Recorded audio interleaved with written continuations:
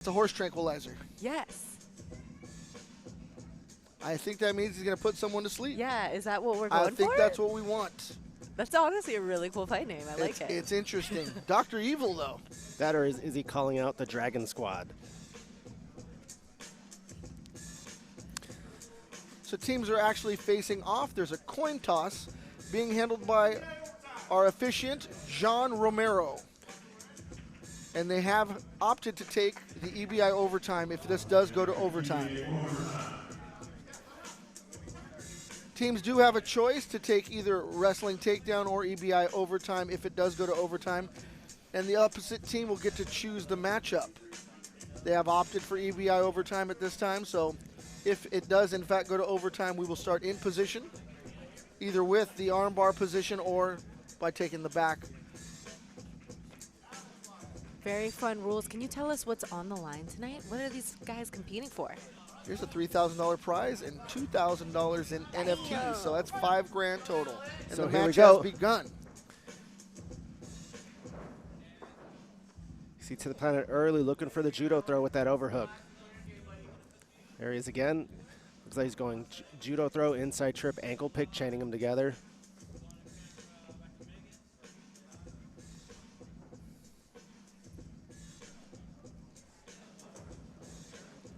There it is again, third attempt, he finally nails it. He's on top, he's sitting on a knee slice early. See on bottom locking down the shoulder, and he's lost it now. So when heading into this tournament and signing up for it, do they know what belt levels they are? Is everyone the same belt level? So they actually don't have a variation. This is a no-gi grappling tournament.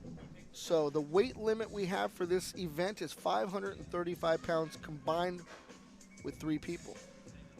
Actual belt level is not factored in. It's whoever they choose at their dojo or whoever they want on their team. So it does present different options as well as size differences. If you notice, these gentlemen aren't necessarily built the same way. So you get taller guys, skinnier guys, heavier guys, lighter guys. And you might be matched up with someone you would never be matched up with anywhere else because of that weight limit. Keeps it interesting. They're back on their feet. You can see on top, he didn't want to overcommit too hard to pressing in and getting caught. He kept it safe, kept space so he wouldn't get caught in anything, looking for the pass. Now they're back on their feet. And interestingly enough, you don't see really a variation in belt color unless they're 10th Planet guys wearing their jerseys, and that doesn't necessarily spell it out, but sometimes they do wear their colors. Yeah. Now we have a little role reversal with who's on top and bottom.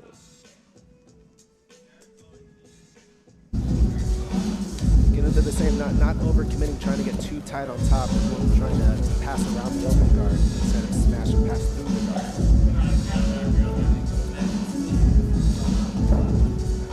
See how he's crossing his legs on his ankle? What is he trying to do there?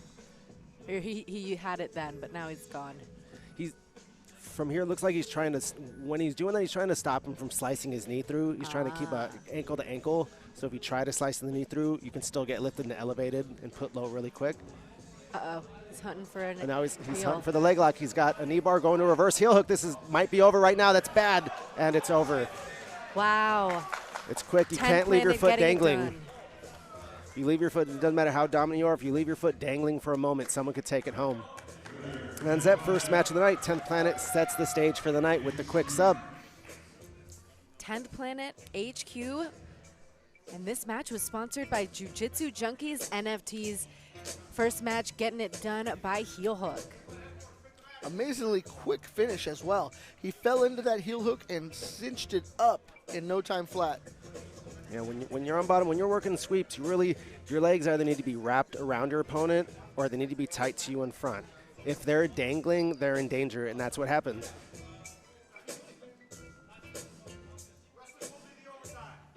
And so in this match, we have wrestling overtime if this match goes to overtime.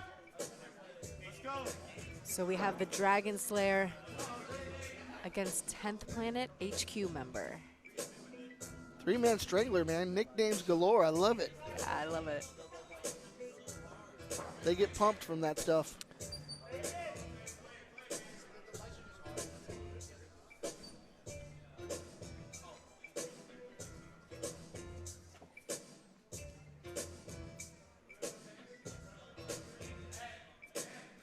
Dragon Slayer on top, but not necessarily dominant. Looks like the opponent is looking to make a maneuver. He's got that knee blocking him.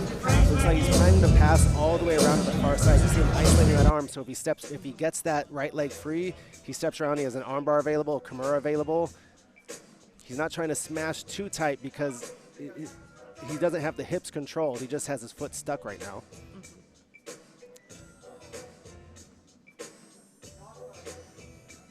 You can see he's not letting the bottom guy get flat on his back to where he can start elevating. He's keeping him on his side, keeping his head trapped, keeping pressure, and he just needs to get that right leg free.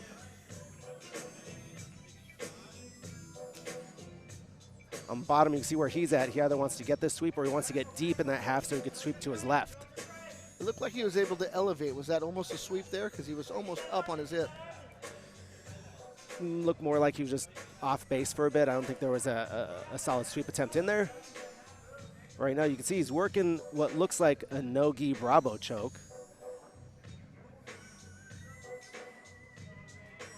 You see, the on bottom, his left arm is not all the way in there. You can see his elbow sticking out.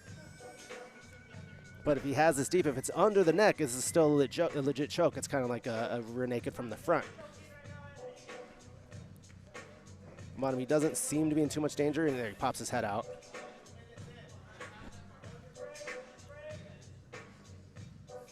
Again, a lot like the last match. You can see his knee is slicing through, but the pressure is stopping him from passing. What would cause them to stand up like that? Just choice? I think choice. I think from the start of the match, Dragon Slayer here, he knew he had a wrestling advantage. He could feel it from the start. And I think if he ever feels like something is going less than neutral for him, he has the option of just standing back up, putting it neutral, because he feels he has the advantage in the wrestling. And again, he gets the same position. On bottom, you can see he's trying to straighten his leg out so he could bar the knee with the hips and either finish the knee bar or get the sweep.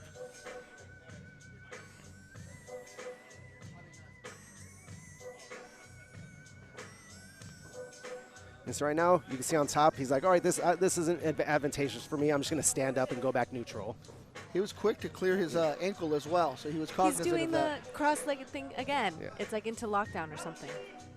Yeah, he's keeping him ankle to ankle because when you're ankle to ankle, it's hard to do a knee slice pass. Yeah. And it looks like he's going for that no-gi Bravo again.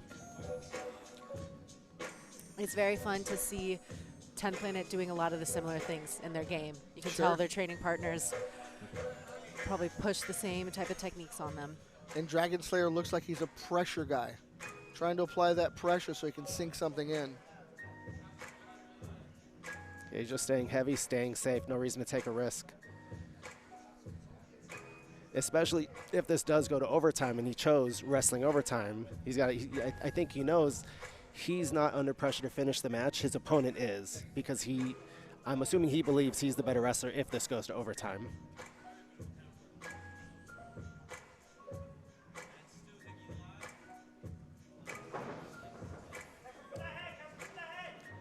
Pretty slick little single leg, though. He's put himself in a guillotine. I'm not sure how tight it is. He's got the neck twerked a little bit, but he doesn't have that left leg around the back, so I'm assuming he doesn't have it sunk right now.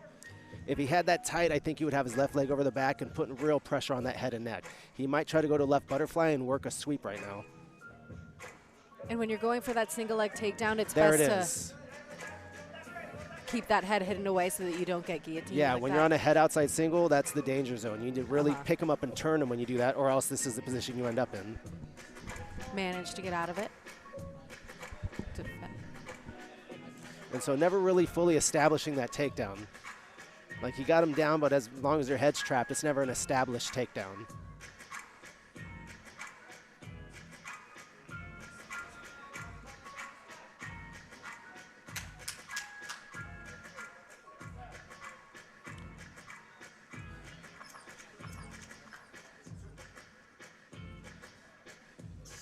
You see 10th Planet over here, you can tell he's looking for more counter wrestling. He's turning, he's kind of giving his league leg, hoping that he'll go in on that leg and catch him on the way down.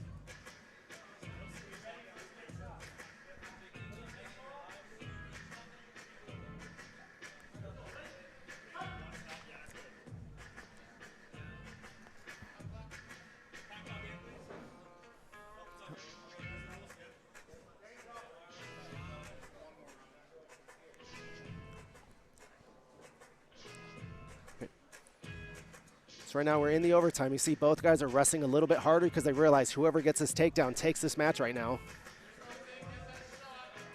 Very fun overtime rules. I like Makes it interesting. Dragon Slayer shot for that double, then pop right back up so quick.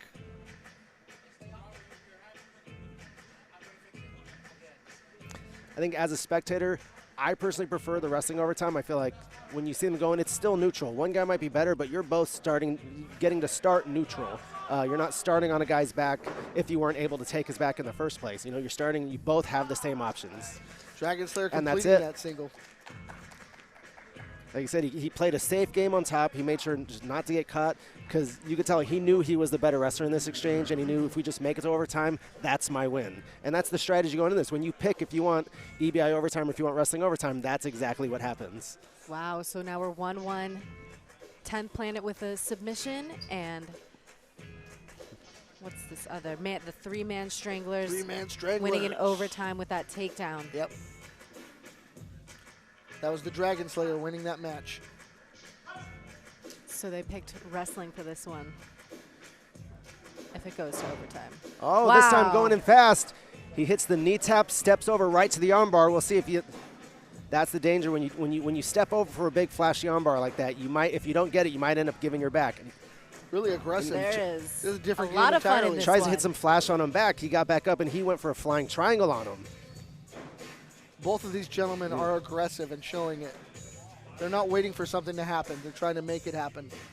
You can tell both competitors here know that this match matters for their team. Both need to win. You can see it in their aggression. So again, you see on top, he was coming in with a knee slice, but he got up too lazy there. He turned around. He turned around almost disrespectfully, like his opponent wasn't going to do anything, and it worked out now because he got out, but he almost got his back taken there. Like until the ref calls a time, you can't be taking it easy. Your opponent can always go after you. He's sitting up. He might be looking for Kimuras, guillotines, and sit-up sweeps here. There's the sit-up sweep attempt. He's holding on tight. Is he looking for an arm when he holds on tight like that? We'll have to see. We'll have to see what he's looking for. The way he's pulling his wrist out, it looks to me like he's looking for a triangle. He's looking to get his left leg through, and now the way he's controlling that left wrist screams triangle to me, but we'll see what he actually ends up going for. There he goes, putting the knee up the middle to break these legs apart so he can start his pass.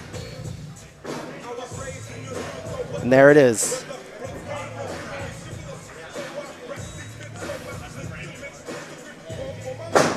Now he's in a tight north-south. He's controlling that body. He's body locked on it. It's hard to finish when you're that deep on the north-south. You see, circles around, takes the back. Not a good position to be in on bottom. But he recovers, and you can see, right here, you're north-south, you're really deep. It's hard to finish. If you want to go something like a north-south choke, you need to be a little more closer head-to-head, not so much head to crotch. But you can see he's working him out right now. He's looking for it. When he keeps pushing those legs down, it's because he's planning on putting his leg across it. But he's got good control. He's just staying heavy, staying controlled. He's not getting too overzealous. Oh, he's looking for the leg lock here. There's the knee bar. It's right in front of him. And he sits through with it. It turns into a reverse heel hook. Wow, now it's a regular heel hook, and that's bent. And that's And it. that's it. Very, very impressive from 10th Planet HQ. Looked there like he bait him, like he was wanting to make him think. He was sitting like he wanted to go for mount, but instead of taking his outside leg where he takes over the inside leg,